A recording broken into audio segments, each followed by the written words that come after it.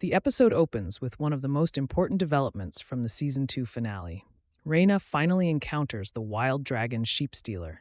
For years, she has lived in the shadow of other dragon riders, but now she slowly approaches the massive beast and manages to calm it. To her shock, Sheepstealer allows her to climb onto its back. Moments later, the dragon launches into the sky, taking Rhaena on a terrifying ride. It is an exciting moment for her character. But as the episode progresses, it becomes clear that gaining a dragon is not the same thing as controlling one. Meanwhile, chaos is brewing in King's Landing. Aemond discovers that Aegon has disappeared from the Red Keep. Already ruling in practice due to his brother's condition, Aemond becomes furious when he realizes that both Aegon and Larys Strong are missing. The missing pair are revealed to be fleeing the capital together. Their unlikely partnership creates some surprisingly entertaining scenes, but beneath the humor lies desperation. Larys believes the only way for Aegon to survive is to escape the war entirely and allow his enemies to destroy each other. Their escape does not go smoothly. When guards stop their cart and demand loyalty to Rhaenyra, Aegon cannot control his pride. Instead of staying quiet, he openly refuses to bend the knee. Moments before disaster strikes, Larys reveals the truth and identifies Aegon as the king himself. Rather than executing them immediately, the guards decide the pair may be worth more alive than dead. By the end of the episode, Aegon's future remains uncertain. But his plan to disappear has clearly failed. At Dragonstone, Rhaenyra believes she has finally found a way to end the war. Following her secret arrangement with Alicent, she plans to fly to King's Landing and seize the throne with minimal bloodshed. Almost nobody around her believes this is a good idea. Jace openly argues that Alicent's proposal is a trap designed to place Rhaenyra directly in the path of Vhagar.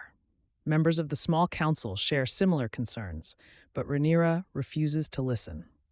She believes the Greens are already defeated and that victory is within reach. Back in King's Landing, Alicent discovers that her carefully crafted plan is collapsing.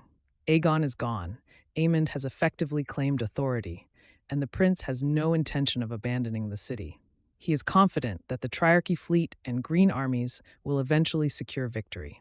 Alicent realizes that everything she discussed with Rhaenyra may now be impossible. Elsewhere in the war, the consequences of previous battles continue to haunt the realm. Criston Cole remains emotionally broken after the events at Rook's Rest. When Sir Gawain brings him news of a soldier assaulting a local woman, Criston barely reacts.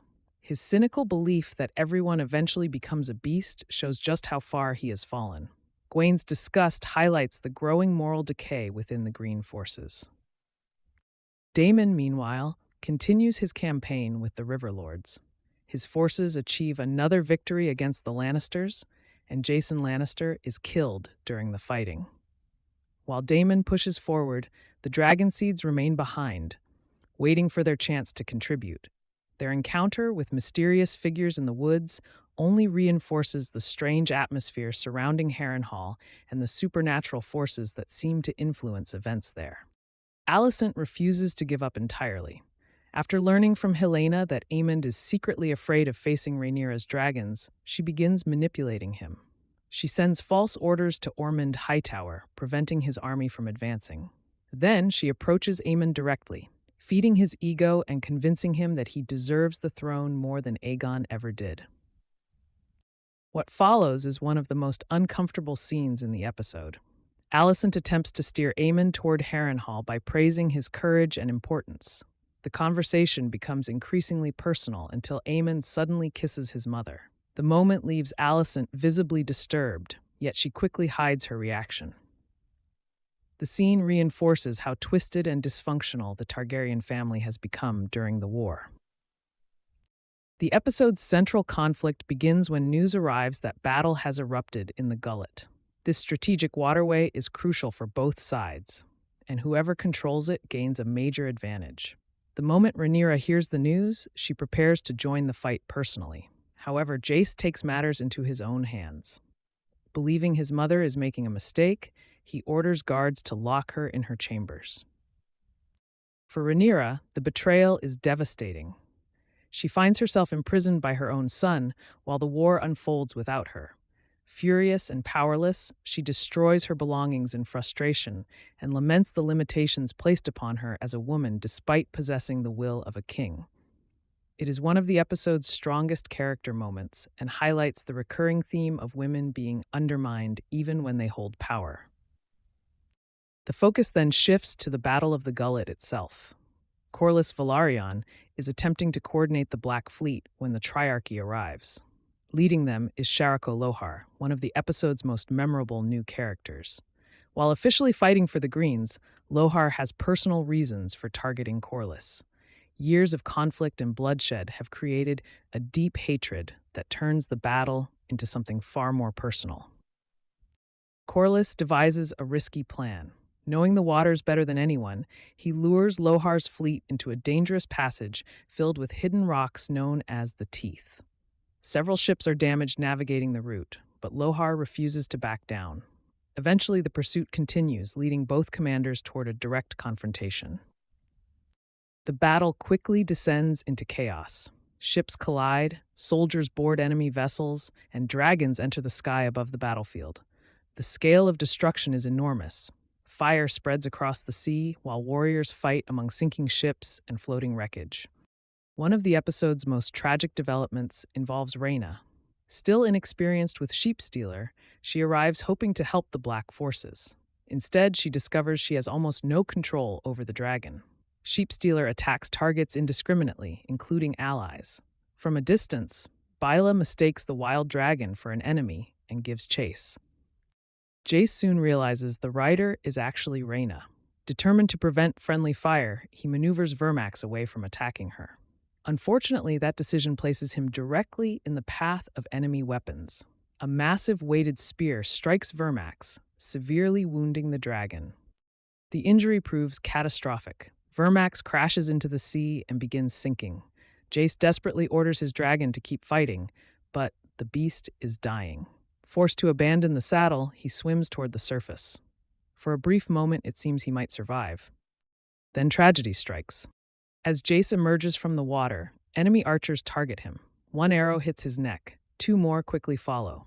The heir to Rhaenyra's cause dies in the middle of the sea, ending one of the most important lives in the war. His death transforms the battle from a military setback into a devastating personal loss. Jace's decision to ignore his mother's wishes ultimately costs him everything. What makes the moment even more heartbreaking is that Rhaenyra indirectly contributed to the chain of events. Her inability to control Sheepstealer forced Jace into the maneuver that exposed Vermax to attack. The battle claims other victims as well. Adam finally proves his loyalty when he rushes to protect Corlys during a brutal confrontation with Sharako Lohar. The fight ends with Adam killing the Triarchy commander, removing one of the Green's most dangerous allies. However, victory comes at a cost. During the fighting, Corlys disappears beneath the water after his ship is destroyed. No body is recovered, leaving his fate uncertain. Whether he survives or not remains one of the premiere's biggest unanswered questions. By the end of the episode, neither side can claim true victory. The Blacks have lost Jace and Vermax. The Greens have lost Lohar and suffered major damage to their fleet.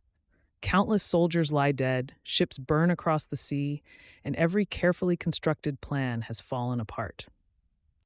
That idea becomes the episode's central message. Throughout the hour, characters attempt to control events through strategy, manipulation, and ambition.